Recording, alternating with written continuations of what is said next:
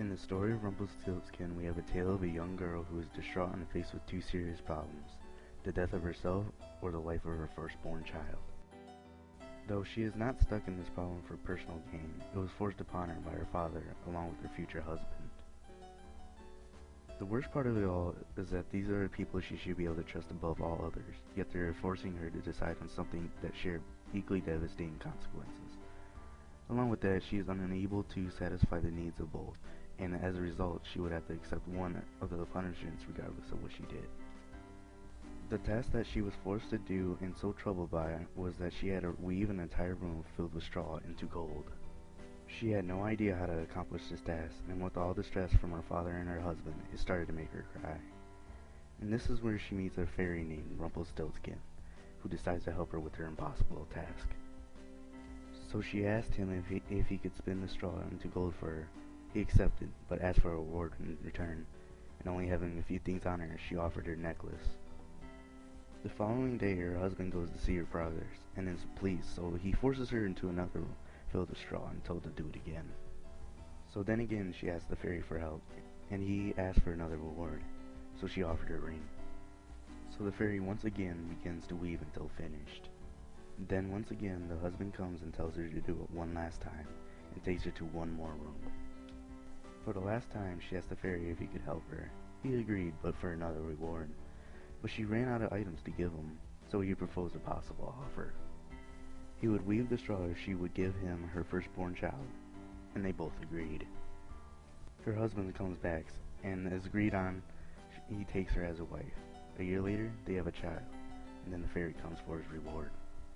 Then once again, she tries everything in her power to get him to change the deal, but declines all but one.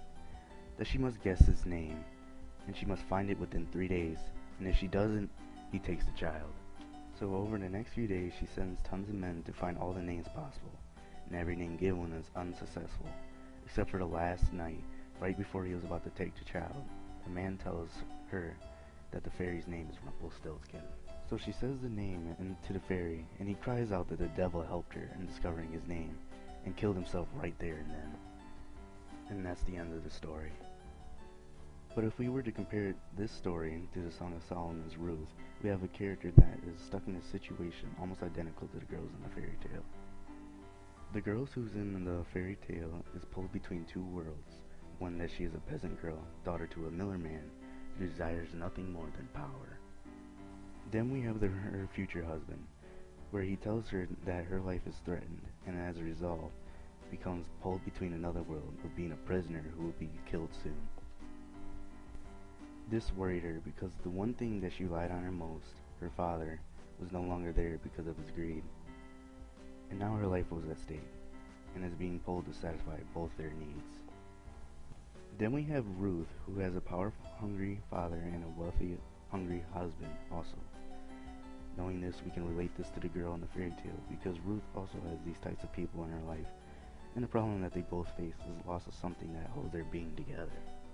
Ruth has to constantly remind herself that all the things around her are happening in reality. While the girl in the fairy tale whose problem makes her question the reality of things, they both end up in similar reality or not situations. Both the girls are threatened with the loss of the conscious world and the imaginary world.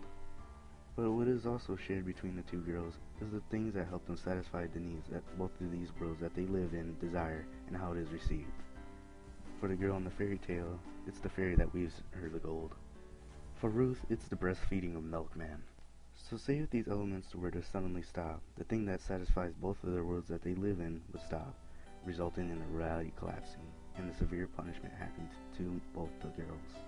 This is what makes the two characters so closely related, and this is why the author directly mentions the weaving of straw into gold in Song of Solomon. Because the thing that satisfied both the worlds for the two girls is lost, would be devastating to them. This is the connection that the author made between the two. So the reason why the author intertwined these two stories together is to help explaining why the breastfeeding of Milkman and the stain on the table were so important to Ruth. And we have evidence for this connection. First, these two girls are faced with two sanity-breaking problems. Second, they have two identical relationships with two people that are filled with corruption. 3. The way the two girls are able to satisfy both the worlds that they live in. And lastly, to compare another example of the effect of losing their ability to breastfeed Milkman would have on Ruth.